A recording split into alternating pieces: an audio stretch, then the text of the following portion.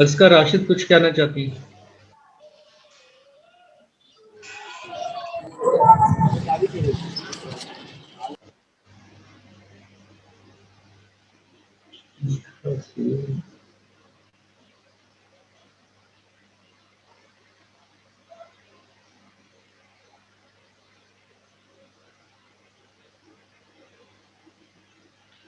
और जीआर कौन है? माहा? Yes sir. सही है। सीआर ने अभी ज्वाइन नहीं किया?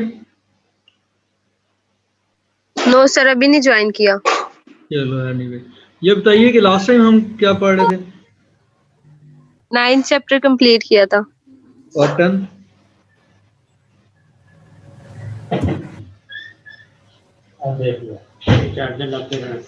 चलो थैंक यू। अच्छा, 10th हमने स्टार्ट नहीं किया?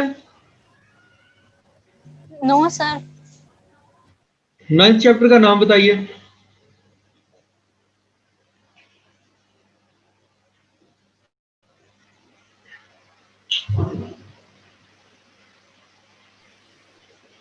ओके, आईओ डिवाइसेस के ऊपर था 9th चैप्टर।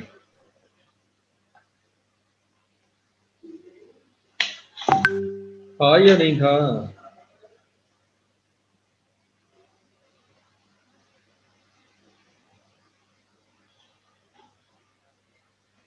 ओके, ये बताएं कि लास्ट जो हमारा लेक्चर हुआ है इस वीक में, उसमें हमने क्या पढ़ा है? कुछ तो आप भी ख्याल किया करें ना, कहाँ तक हम पहुंच गए हैं, क्या कर रहे हैं, क्या चीज है, क्या नहीं। एक एक से पूछो। हाँ जी बताइए। चैप्टर 9 खत्म कर लिया था हमने। और 10 स्टार्ट करवा दिया था मैंने? No sir. अच्छा ठीक है।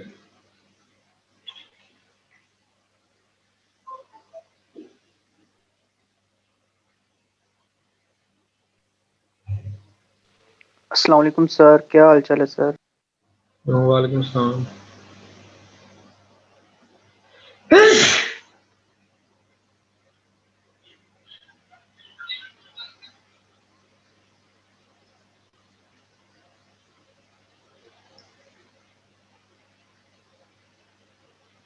फर्स्ट से आ रहे हैं फिर फिजिकल क्लासेस लेने और एग्जाम देने? यस सर, आ रहे हैं। जी सर। एग्जाम चलो थोड़े से मोस्ट ऑनलाइन वेलकम। करा दें सर, एग्जाम ऑनलाइन ही करवा दें।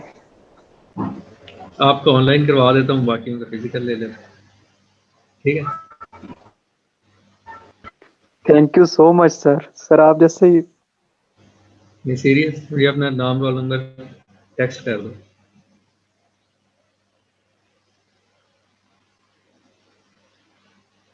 ओके, स्टार्ट करेंगे हम चैप्टर नंबर 10 और इसका नाम है कंप्यूटर सॉफ्टवेयर। इसमें जो चीज़ हम पढ़ेंगे हमें पता चलेगा कि सॉफ्टवेयर क्या होता है और what is the relationship of software with hardware, and also we will be discussing various types of software with their examples and some of the relationship between hardware and software and other definitions of application software and computer system. फिर हम इसमें देखेंगे कि हम software हासिल कहाँ से करते हैं, how do we acquire sir software. जी हाँ। Excuse me sir. जी सर जी आपकी स्क्रीन नहीं शो हो रही। नहीं शो हो रही? जी सर, नो नहीं हो सर, रही। नहीं हो रही सर। सर नहीं शो हो रही आपकी स्क्रीन सर। अब बताएं। हो जी गई है सर, यस सर। अब हो सर। गई। Yes sir. चले ठीक।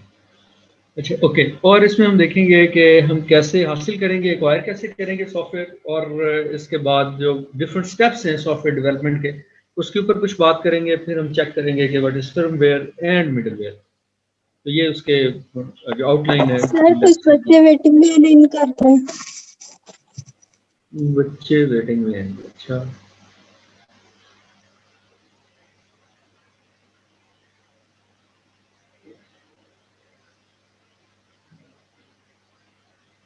आज बच्चे थोड़े से वेटिंग में रहे हैं, क्या ख्याल है?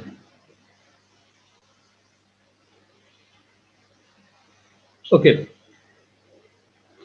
Hardware refers to physical devices. ये आपको ऑलरेडी पता है कि जो फिजिकली डिवाइस जिसको आप चेक कर सकते हैं, टच कर सकते हैं और उसके ऊपर काम कर सकते हैं, वो हार्डवेयर है। But software refers to the collection of programs. तो प्रोग्राम जो है, ये मुझे बताइए, आप कंप्यूटर फंडामेंटल पढ़ रहे हैं ऑलरेडी? जी yes sir. Yes, sir. Computer fundamental आप पढ़ रहे हैं, ठीक है। तो आप मुझे बताएं प्रोग्राम क्या होता है?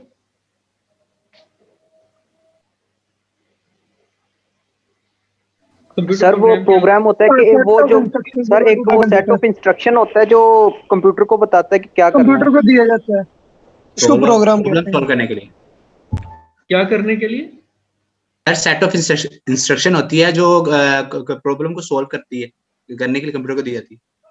अपना काम सॉल्व करने के लिए हम इंस्ट्रक्शंस पास करते हैं जो कि किसी सीक्वेंस के अंदर होंगी और जिसको कंप्यूटर अंडरस्टैंड कर सकता है, that is a program. Okay, ठीक है। इसी तरह सॉफ्टवेयर पैकेज में हमारे ग्रुप ऑफ प्रोग्राम्स होते हैं, मतलब काफी सारे प्रोग्राम हैं जो कि मिल के काम करेंगे और आपका कोई एक काम जो है वो एक मसला, एक स्पेसिफिक प्रॉब्लम वो हल कर रहे होंगे, तो उसको हम कहेंगे software package. Package contains more than one programme.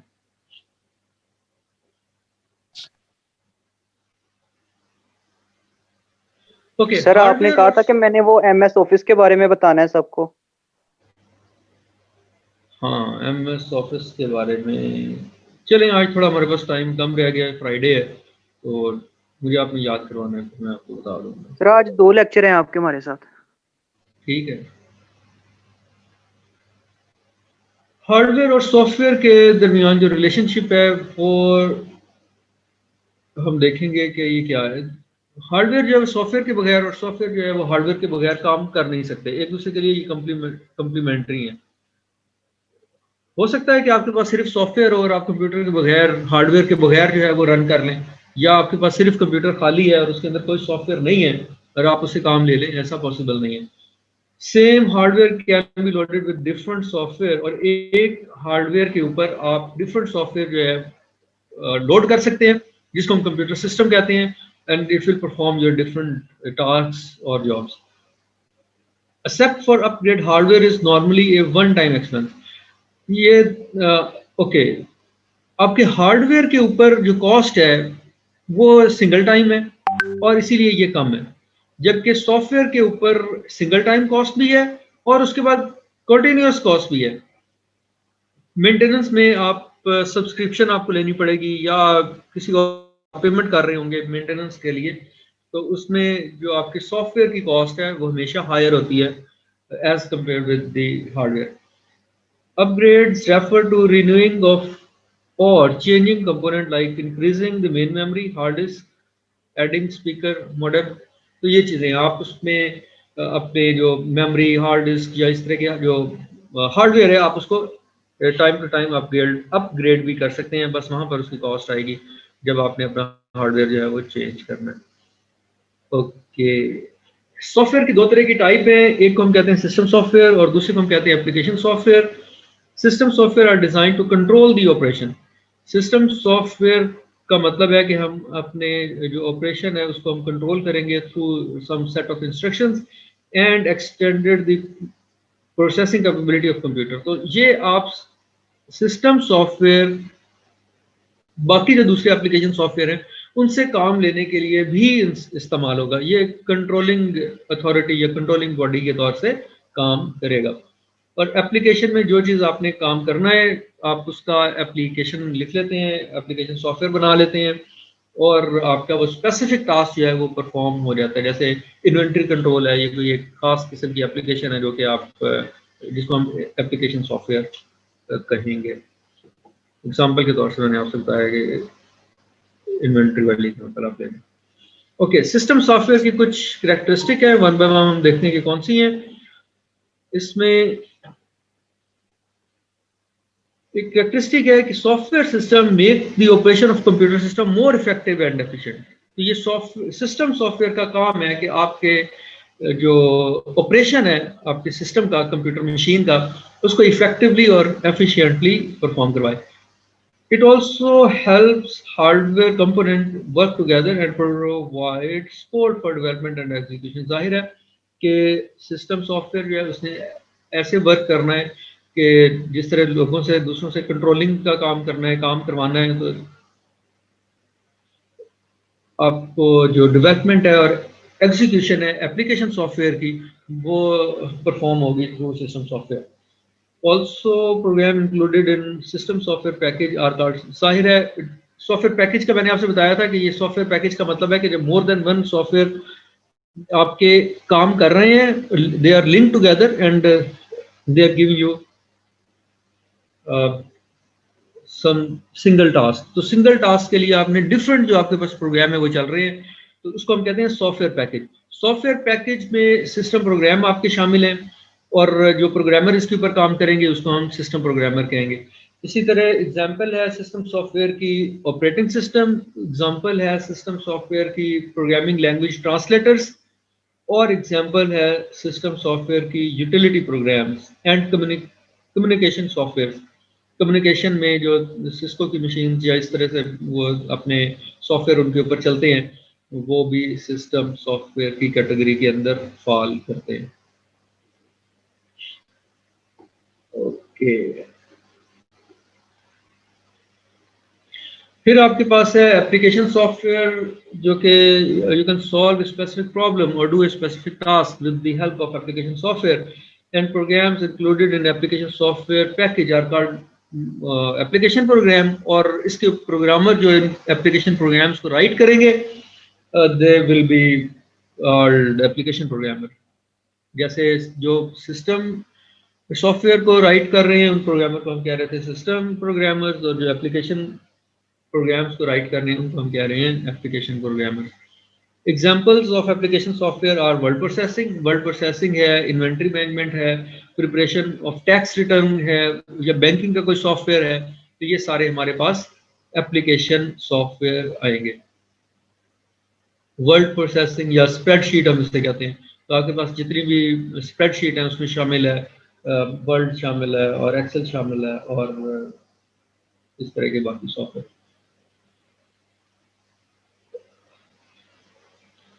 Join किया है अदील अहमद ने, उसामा ने, शुएब ने और ईशा इकराम ने. इनको हम एडमिट कर लेते हैं.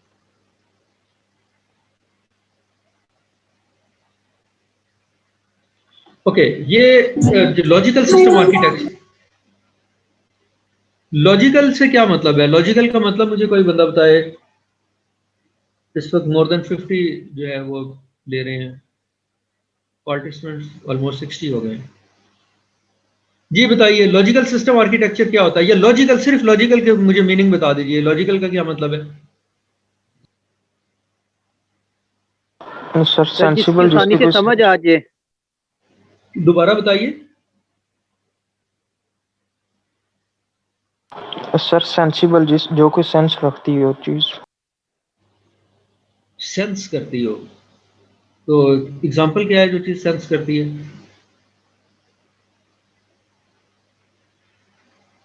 अच्छा, कुछ भी हो सकती है हर शब्द के लिहाज से. मतलब स्टूडेंट जो है वो सेंस कर सकता है, तो इसलिए स्टूडेंट लॉजिकल है. No sir.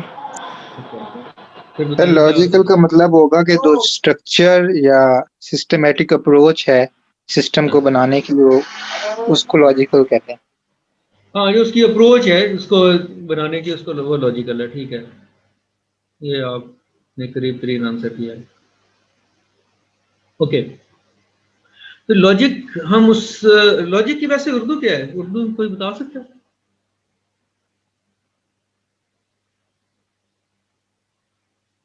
एफएससी में हम उर्दू भी पढ़ते हैं.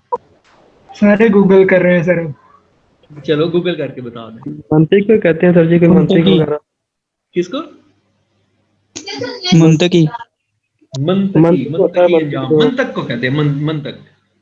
ओके, तो ये सर लॉजिक का हम वो मतलब दे सकते हैं कि जिसका कंसेप्ट क्लियर हो, जिस बात के ये कंसेप्चुअल थिंग को ही हम लॉजिक कहते हैं. ठीक है, कॉन्सेप्ट को ही हम लॉजिक तौर पे समझ आ. हाँ, जैसे वो किस तरह से है. और इसको अगर ऑपोजिट आप देखें, हम कंप्यूटर के स्टूडेंट्स हैं, तो इसको अगर हम ऑपोजिट इसका देखें तो वो होगा फिजिकल. एक चीज आपके सामने फिजिकली एग्जिस्ट कर रही है तो हम इसको एज एन एंटोनिम लेते हैं लॉजिकल का। अच्छा ओके, किंजा उस्मान आप माइक बंद कर लीजिए। ओके, ये यहाँ पे आपको वो लॉजिक बताई जा रही है जिसके ऊपर आपकी कंप्यूटर मशीन जो है वो वर्क करती है।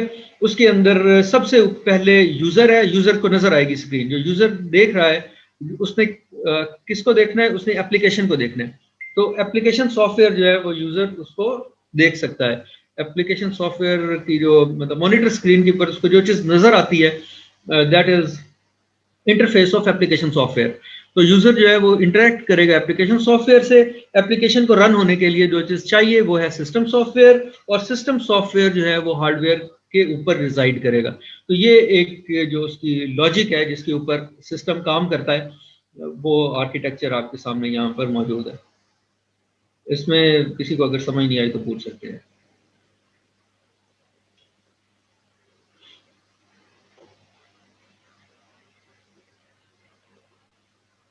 ओके, टॉपिक है हमारा कि हाउ वी एक्वायर सॉफ्टवेयर, हम कैसे सॉफ्टवेयर जो है वो हासिल करते हैं। उसके तरीके यहाँ पर आपसे 4 लिखे हुए हैं। पहला तरीका है कि बाइंग प्री रिटन सॉफ्टवेयर। आप प्री रिटन सॉफ्टवेयर है आप वो बाय कर लें, खरीद लें। ऑर्डर कस्टमाइज सॉफ्टवेयर, या अपनी मर्जी का सॉफ्टवेयर ऑर्डर करवा लें। या फिर तरीका ये है कि डेवलप कस्टमाइज, खुद डेवलप करें अपनी मर्जी का सॉफ्टवेयर। कस्टमाइज का मतलब है कि जैसे हम चाहते हैं वैसा, अपने जो में ज़रूरत है उसके नीड के मुताबिक हम अपना जो है सॉफ्टवेयर को डेवलप कर लेंगे।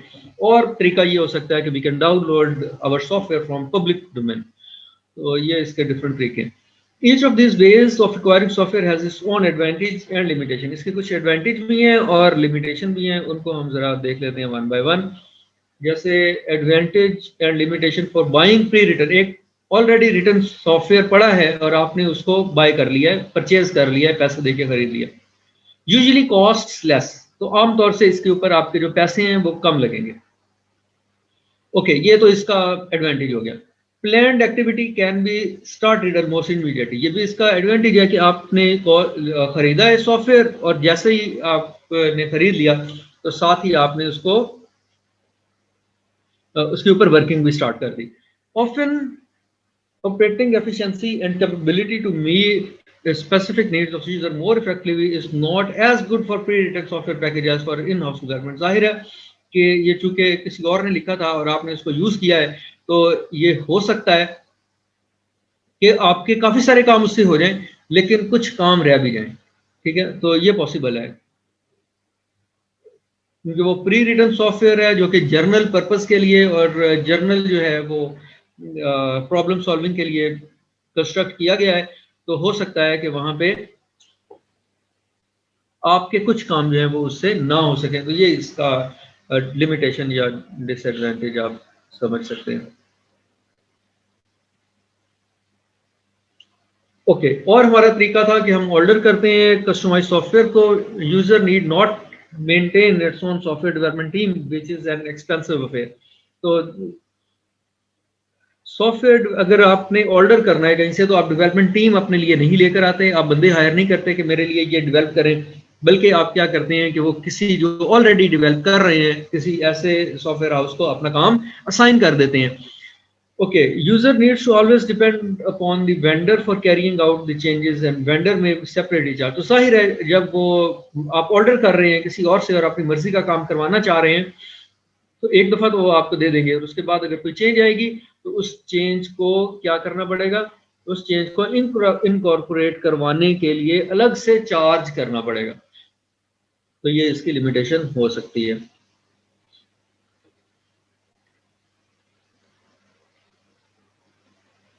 ओके, अगर आप कस्टमाइज सॉफ्टवेयर जो है खुद डेवलप कर रहे हैं तो easier to carry out changes. जाहिर है कि फर्दर जो फ्यूचर में कोई चेंजिंग आपको करनी पड़ेगी, आपके पास डेवलपमेंट टीम है, आप अपनी डेवलपमेंट खुद से कर लेंगे। Developing software in house means a major commitment of time, money and resources. जाहिर है अगर आप ये सारा काम कर रहे हैं तो आप अपना पैसा खर्च कर रहे हैं, आप अपना टाइम लगा रहे हैं और आप अपने बाकी रिसोर्सेज भी वहां पर इंडल्ज कर रहे हैं। In house software development team needs to be maintain and manage, जाहिर है उसको जो है पेस भी देनी है, उसके बाकी खर्चे भी उठाने हैं, तो ये सारा जो काम है उसको मेंटेन और मैनेज रखने का काम, इसके ऊपर तो आपका टाइम लगेगा या पैसा खर्च होगा, लेकिन आपका जो सॉफ्टवेयर है वो जैसा आपको चाहिए वैसा ही आपको मिलेगा और आप उसमें फर्दर किसी भी मौके के ऊपर चेंजिंग्स भी करवा सकते हैं।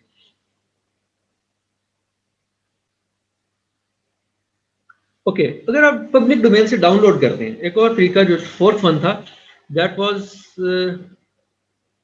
to download the software from some public domain. Okay, available for free or as shareware and are usually accompanied with source code. तो आप ऐसे फ्री सॉफ्टवेयर जो आपको मिलते हैं आमतौर से उनके साथ सोर्स कोड भी आपको मिलता है, लेकिन जरूरी नहीं है कि हमेशा आपको सोर्स कोड भी साथ मिले, और इसको आप शेयर करें एक दूसरे के साथ, आपको कॉपीराइट दे दिया जाए कि आप इसको यूटिलाइज करें और आप शेयर भी करें, तो ऐसे सॉफ्टवेयर को हम कहते हैं shareware. And usually commonly supported as author, does not support user directly. तो ये ऐसे जो शेयरवेयर या इस तरह के जो आपको पब्लिक डोमेन से सॉफ्टवेयर मिलते हैं वो कम्युनिटी सपोर्टेड होते हैं, और as author does not support user, और यूजर को डायरेक्टली वहां पर सपोर्ट उसकी नहीं मिलती। यह जाहिर है कि आपके जो आपके अपने काम है, जैसे कस्टमाइज सॉफ्टवेयर में अगर कोई चेंज है उसको इनकॉर्पोरेट करना है, तो इस केस में यहाँ पर नहीं होगा। Can be downloaded and use immediately, आप इसे डाउनलोड करें और साथ ही इस्तेमाल शुरू कर दें। They may not be properly tested before release, ये आप यहाँ पे डिसएडवांटेज इसका हो सकता है कि if you download some software from some public domain that may not be properly tested, उसका इतना अच्छा टेस्ट ना किया गया हो, ये पॉसिबल है। ओपन सोर्स सॉफ्टवेयर, जिसका हम जरा शॉर्ट में OSS भी कह सकते हैं, और बिकमिंग मोर पॉपुलर, उसकी वजह ये है कि they allow any user to download, view and modify and redistribute, कि आप डाउनलोड करें, आप देखें, आप उसमें चेंजिंग्स ले आएं, उस पर वर्किंग करें और उसको आगे किसी के साथ शेयर भी कर दें, आप उसके बग फिक्स करें। And you can also change software to suit your need, तो आप उसको तब्दील करके अपने मुताबिक ढाल भी लें। Copyright is protected for both original and subsequent authors, लेकिन अगर पब्लिक डोमेन से भी आप कोई सॉफ्टवेयर ले रहे हैं उसके साथ भी जो कॉपीराइट का एक टैग है वो लगा रहेगा कि जाहिर है जिस बंदे ने उसे ओरिजिनली राइट किया है उस होस्ट को हमने उसको भी उसकी भी कॉपीराइट प्रोटेक्शन जो है उसे देंगे, और हम बताएंगे कि ये फलां बंदे ने किया, और अगर उसके बाद कोई सब सिस्टम उसका आगे यूज हुआ है और किसी ने उसको बनाया, तो जो सब सिस्टम जिसने उसे मॉडिफाई किया है वो ऑथर का नाम भी साथ हम शामिल रखेंगे। तो इस तरह जो कॉपीराइट प्रोटेक्टेड है आपका, ये चाहे वो पब्लिक डोमेन से है but it is copyright protected. Not all open source software are free and vice versa, और ओपन सोर्स सॉफ्टवेयर जो है वो हमेशा फ्री नहीं होते। ओपन सोर्स का मतलब है कि सोर्स आपके लिए ओपन है, सोर्स आपको बता दिया गया है कि ये सोर्स कोड है, लेकिन जरूरी नहीं है कि आपको हमेशा जो है वो फुल फ्लैज फ्री ही मिले, तो ये पॉसिबल है कि हमें पेमेंट भी करनी पड़े। सॉफ्टवेयर ये कोई खुद से बोल रहा है, कोई क्वेश्चन है? सर पब्लिक डोमेन से क्या मुराद है, ये समझ नहीं आई। पब्लिक डोमेन का मतलब ये है कि पब्लिकली अवेलेबल है, किसी वेबसाइट पे हो सकते हैं, कहीं पे पड़े हो सकते हैं, कोई पब्लिकली जो आपके लिए पब्लिक डोमेन में हम सारे पब्लिक लोग आ जाते हैं ना, पब्लिक, ठीक है? यस ओके सर, उसका मतलब है कि वो पब्लिकली अवेलेबल है। अदील अहमद तीसरी दफा ज्वाइन कर रहा है 4342, और पता नहीं इसमें क्या प्रॉब्लम है, मुझे ये 3 दफा मैंने इसे ओके किया और तीनों ही मुझे नजर आ रहा है।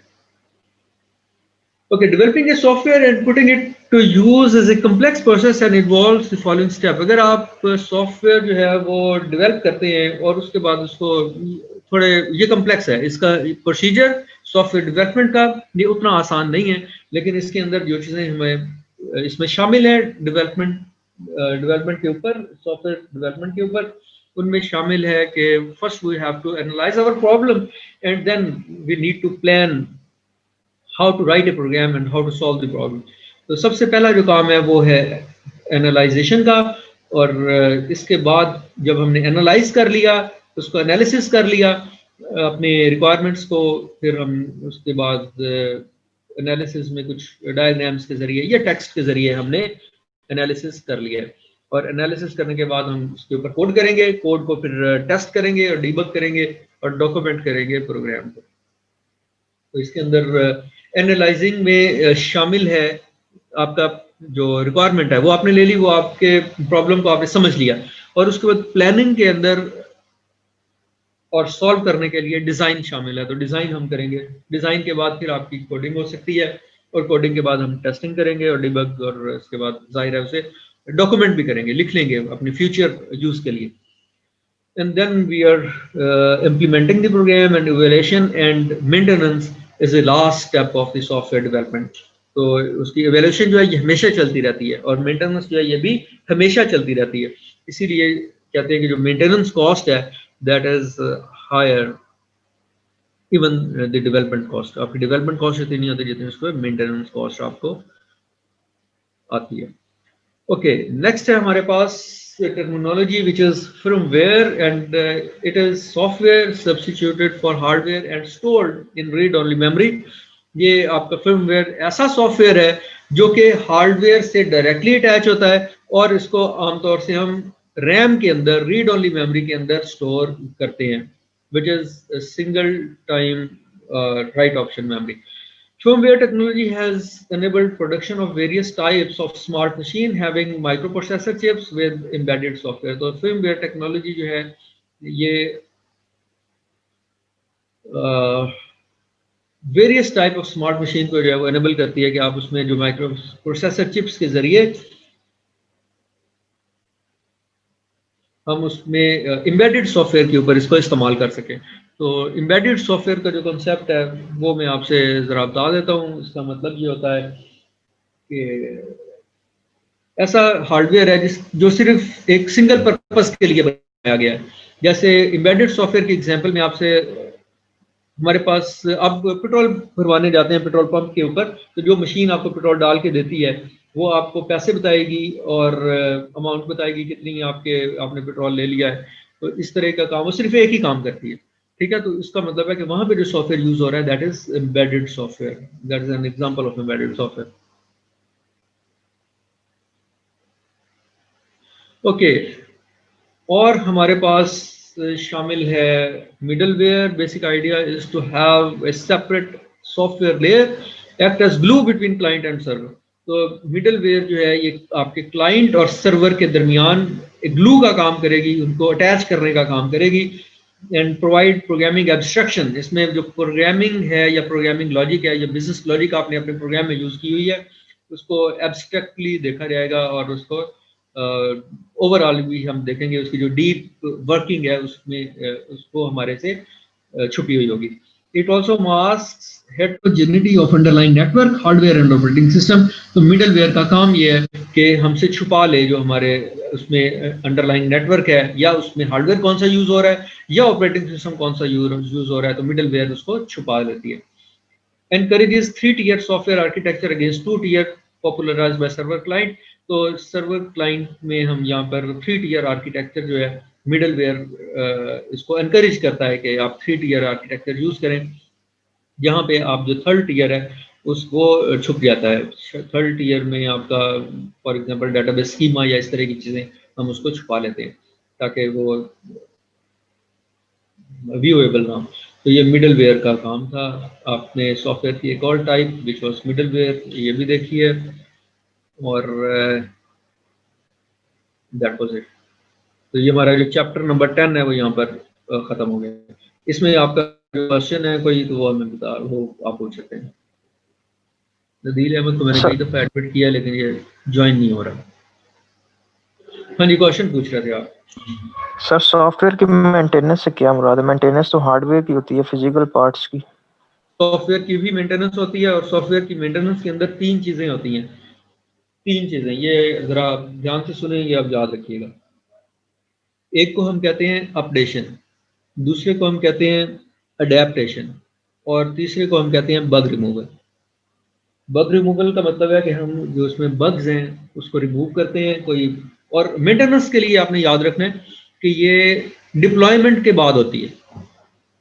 जब आपने डिप्लॉय कर दिया, आपका सिस्टम चल रहा है और यूजर ने उसे यूज करना शुरू कर दिया है, तब हम मेंटेनेंस फेज के अंदर है। तो इसमें आपको 3 चीजें मैंने बताई हैं। एक आपको मैंने बताई है बग रिमूवल, आप उसमें बग देखते हैं, यूजर बग देखता है, यूजर बताता है। ऑलरेडी आप टेस्ट कर चुके हैं और आपने उसको टेस्ट फ्री बना के फिर डिप्लॉय किया था, फिर यूजर ने शुरू किया था उस काम करना, लेकिन उसमें शायद कुछ ऐसा फ्ला रह गया जो कि इन हाउस आपसे नहीं पकड़ा गया, तो वो हमने यूजर पे छोड़ा है। यूजर हमें बताएगा कि, या क्लाइंट हमें बताएगा, जिसने यूज करना है वो यूजर है और जिसने हमसे बनवाया है, जिसने पैसे दिए हैं, वो क्लाइंट है। तो वो हमें बता सकते हैं कि इसमें ये बग है। तो एक काम ये होगा मेंटेनेंस के अंदर कि उसमें बग पकड़े जाएंगे।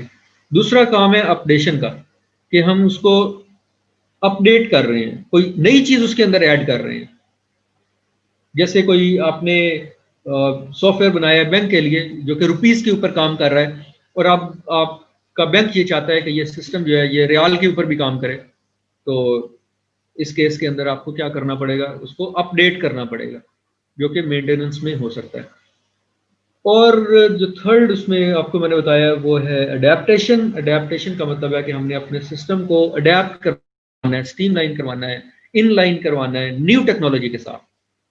टेक्नोलॉजी चेंज हुई तो आपका सॉफ्टवेयर वहां पे रुकना नहीं चाहिए, आपका काम वहां पे रुकना नहीं चाहिए, बल्कि उसे कंटिन्यूअस रहना चाहिए। तो ये हमारा अडेप्टेशन। जैसे सही होगा सर। फॉर एग्जाम्पल पहले आपके पास कोई विंडो 7 वगैरह थी और अब उसके बाद विंडो 10 आ गई, तो उसको विंडो 10 पे भी चलना चाहिए। या कोई आपने एप्लीकेशन बनाई है जो कि 3G पे है, तो अगर 4G के ऊपर भी उसको चलना चाहिए। तो इस तरह का जो आपके एडवांसमेंट है, टेक्नोलॉजी एडवांसमेंट, उसके मुताबिक उसे स्ट्रीमलाइन करवाना, इसको हम कहते हैं अडेप्टेशन। तो ये 3 काम है जो मेंटेनेंस के अंदर होते हैं सॉफ्टवेयर के हवाले से। ठीक हो गया सर। ओके, और क्वेश्चन?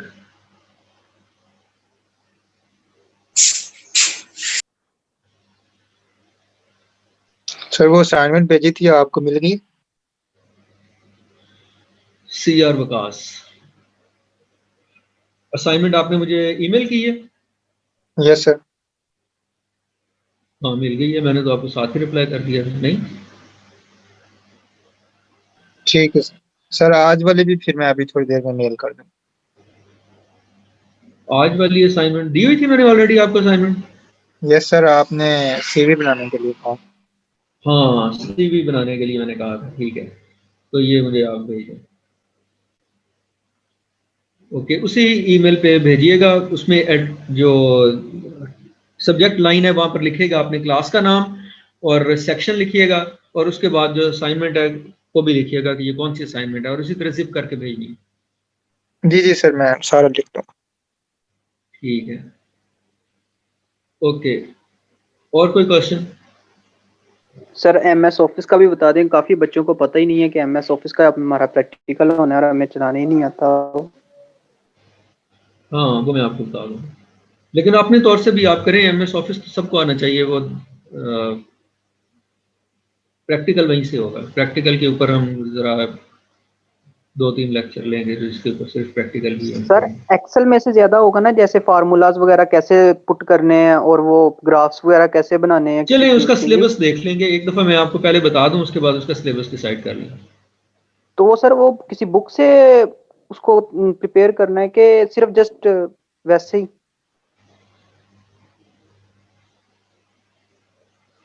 आपको जहां से जो मिले ज्ञान वो ले लें। सिलेबस में आपको बताऊंगा, उसके मुताबिक उसके अंदर से आपका प्रैक्टिकल होगा। चलें ठीक है सर, थैंक यू सर। और कोई?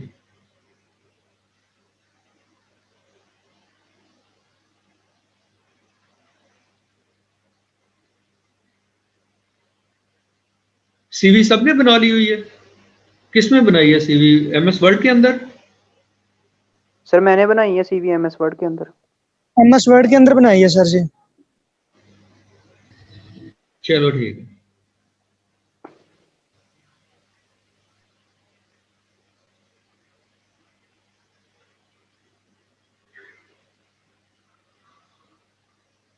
अपनी टाइपिंग भी आप लोग ना बढ़ाएं। आप अब जाहिर है सॉफ्टवेयर इंजीनियरिंग के अंदर आ चुके हैं, तो जो टाइपिंग है और वो आपको आनी चाहिए। आप बेशक कहीं पे आपको कहीं दाखिला भी लेना पड़े और इसको शॉर्ट कोर्स भी कहीं से करना पड़े तो आप करें। टच टाइपिस्ट होने चाहिए आप, बगैर सर देखे। 25 मिनट 25 वर्ड वो है पर मिनट, वो जो आती है स्पीड उस पे टाइपिंग टूर पे। टाइपिंग ट्यूटर जो मर्जी आप यूज करें, 25 कम है। होता यह है कि आपने अपने कीबोर्ड को नहीं देखना, कीबोर्ड को देखे बगैर आपने टाइप करना है, ये होती है टाइपिंग। या जो टच टाइपिस्ट होते हैं वो कीबोर्ड को बगैर देखे, यही लर्निंग होती है। तो ये आपको फायदा आएगा, क्योंकि जाहिर है आप सॉफ्टवेयर इंजीनियरिंग कर रहे हैं, इसके बाद आप एमएस करेंगे या बेशक इसके बाद जॉब भी करें, तो कंप्यूटर के साथ नाता आपका हमेशा के लिए हो चुका है, ठीक है। और कंप्यूटर कीबोर्ड के बगैर तो नहीं होता। स्पीड मिनिमम बता दें कितनी बंदे की हाँ, हो वो तो फिर जाहिर है, बंदा वो survive जब कर आप सकता है। बगैर देखे कीबोर्ड यूज कर लेते हैं स्पीड कोई अच्छी आ जाती है। No we have less than 1 minute, उसके बाद ये सेशन बंद हो जाएगा। मैं आपका ये शेयर जो है ये ख़त्म कर रहा हूँ, और okay, thank you for listening.